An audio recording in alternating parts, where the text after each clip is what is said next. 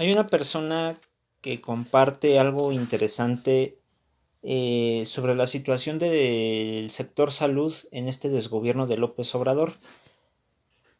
Le voy a compartir porque hay cosas bien interesantes y que desde hace un buen rato yo lo estaba pues pensando. No lo decía mucho porque no quería caer en esta situación de que se malinterpretaran las cosas, pero ya viéndolo lo que está pasando hay que ponernos a pensar. No es algo que sea contundente o es algo absoluto. Él le está dando lo que está pasando como una interpretación, pero se acerca, les voy a decir más o menos un porcentaje porque pues no sé cómo explicárselos de manera cualitativa. Es un 80-90%. Así se los dejo. Pero como hay pejes que se van a guiar por el 10 o el 15%, pues no podemos hacer nada en sus cabecitas. Así que pues bueno. Irving Gatel. Gatel, bueno, es un, si no mal recuerdo, él es un conocedor en la cuestión de la historia judía. Lo tiene ahí en su Twitter. Y les voy a explicar lo que dice a continuación. 1. ¿Los dioses odian a López Obrador? Pareciera que sí, o tal vez para no meternos en teología apocalíptica. Solo haya que decir que López es profundamente inepto y aparte tiene un ritmo vital cataclísmico, es decir, hace las peores cosas en el peor momento posible. Te cuento. 2. Pareciera que la humanidad tiene muy mala suerte. Justo en estos días se han mezclado dos diferentes problemas de magnitud titánica, que nos pone frente al año más difícil en lo que va del siglo: la guerra petrolera saudí-rusa y la pandemia del coronavirus. 3. Cierto que este tipo de crisis no se pueden pronosticar o adivinar, pero es igual de cierto que todo gobierno o desgobierno responsable se prepara para este tipo de contingencias o de cualquier otra naturaleza. Dicha preparación se logra de dos maneras. 4. Dice la primera, no voy a decir el número, voy a decir la primera. Es disponer de presupuestos o fondos específicos para catástrofes o contingencias. La segunda es mejorar la infraestructura material y humana que ya se tiene. Son muchas las formas en las que esto último puede realizarse. Por ejemplo, la innovación tecnológica, la compra de nuevos equipos, la capacitación de personal profesional, inversión en investigación científica, intercambios con instituciones similares en otros países. Es decir, todo ello pasa por entender que vivimos en la globalización.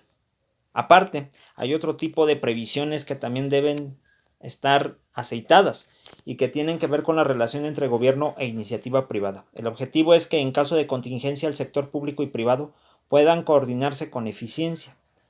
Como si se tratara de un guión bien definido, desde el 1 de diciembre del año 2018, López se ha dedicado a joder todo y a cada uno de estos puntos, todo en nombre de su lucha contra la corrupción, cuando en realidad solo se trataba de desviar recursos a sus grandes proyectos. Esto es bien importante, ¿eh? De entrada hizo la resurrección de Pemex la obsesión de su gobierno. En su perspectiva personal, la grandeza y el bienestar del pueblo mexicano solo puede ser financiada por la bonanza petrolera, símbolo máximo del nacionalismo. Pero López no entiende de historia. La historia no es solo conocer datos de lo que sucedió en el pasado, también es entender cómo evolucionan las sociedades. A López se le pasó por alto que el boom petrolero era asunto del siglo XX, ya no el del siglo XXI. Al ser incapaz de entenderlo, sentó las bases para una catástrofe. En su afán de conseguir recursos para financiar la refinería Dos Bocas, además del Tren Maya y el aeropuerto de Santa Lucía, desfondó todos los demás de dos maneras: recortando presupuestos e incurriendo en subejercicios, a los que les llama ahorros. Todo ello lo hizo bajo el pedorro pretexto de una lucha contra la corrupción, apelando a que antes se gastaba el dinero de manera tramposa, cerró los financiamientos pero nunca se procedió a reorganizar los gastos del gobierno. Solo se cerraron los financiamientos. Ello demuestra contundentemente que el objetivo no era luchar contra la corrupción, sino disponer de dinero para canalizarlo a otros rubros: Dos Bocas, Tren Maya, Santa Lucía. El resultado inevitable fue una crisis operativa de las instituciones afectadas, entre ellas la de salud. Esto ya se resintió desde el año pasado, cuando la carencia de medicinas para tratamientos oncológicos o de vacunas se volvió uno de los temas más incómodos para López. Sus choques contra las mujeres y el coronavirus desviaron la atención, pero son problemas no resueltos.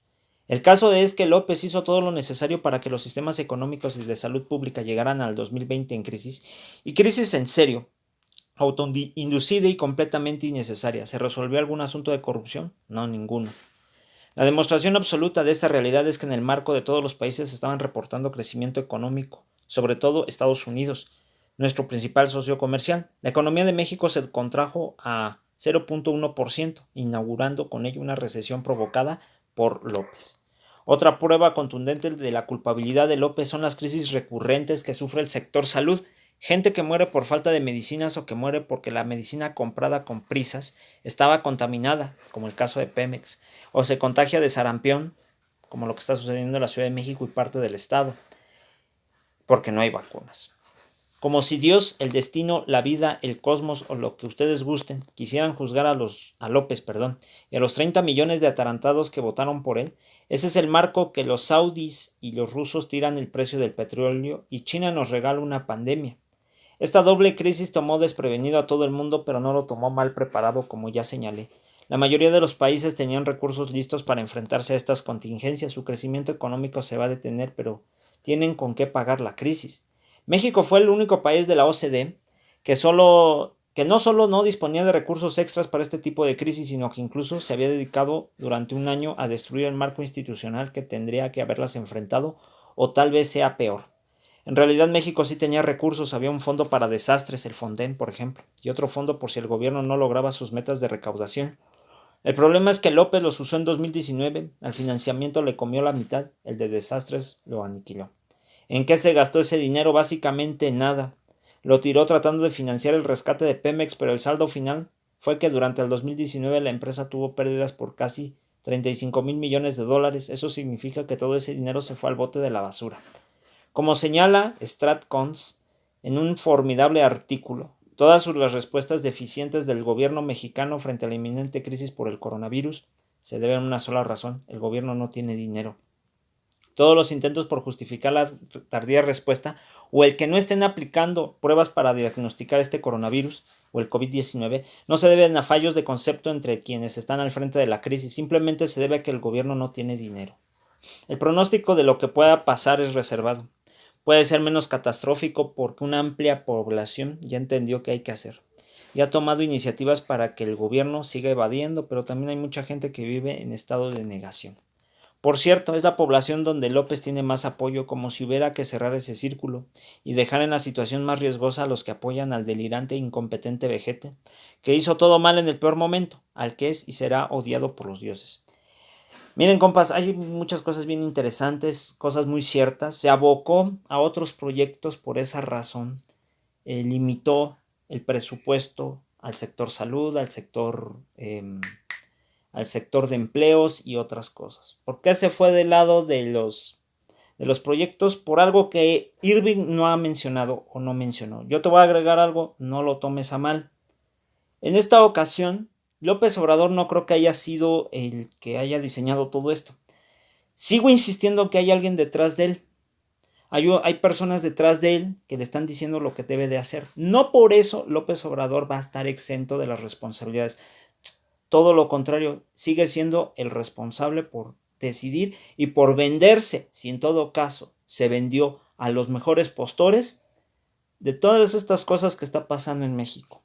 Yo les apuesto de aquí a 4 o 5 años, es un decir, van a salir nombres de empresarios que pudieron haber estado detrás de él o bajo conflicto de intereses. Podría ser Ricardo Salinas Pliego, Carlos Slim, Larrea, Balleres, entre otros. Si se dan cuenta, no los ha tocado, y mucho menos a Salinas Pliego, sabiendo que hay pruebas en contra de él por el caso de Ferdinand y que ya comprobó la Auditoría Superior de la Federación que incurrió en actos no solamente de corrupción, sino también de conflicto de interés y desvío de fondos. Esto es bien importante, el dinero que sacaba de las cuentas de Banco Azteca y de Electra que pagaban de más los clientes iba para otro lado, por eso le siguen cobrando de más.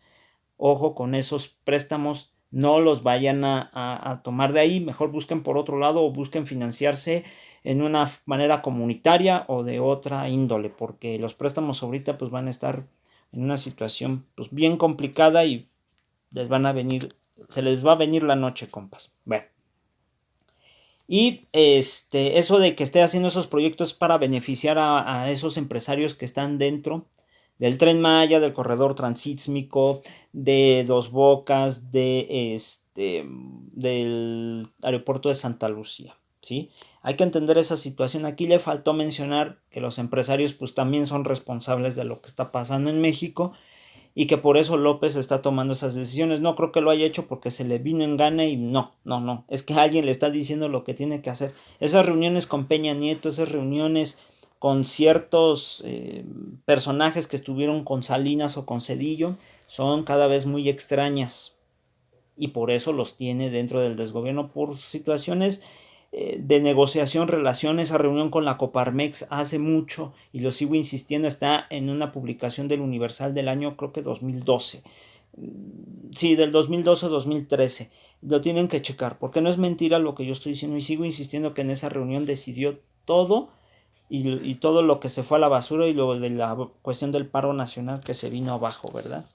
Bueno, pues pero está interesante esto que menciona Irving sobre las cuestiones del precio del petróleo, todo esto. Por cierto, Balame Ek, gracias por compartirlo. Nada más algunos detallitos ahí le faltó, como que no hace hincapié a que también sectores del capitalismo, sobre todo el mismo capitalismo es el que también ha creado esta situación, ¿no?